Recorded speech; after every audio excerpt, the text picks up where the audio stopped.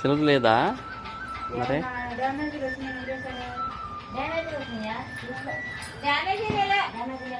damage వచ్చిన అమ్మవారి చీరకి డ్యామేజ్ ఏముందండి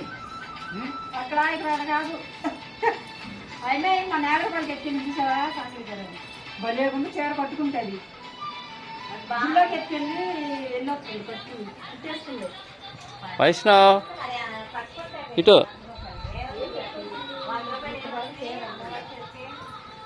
దా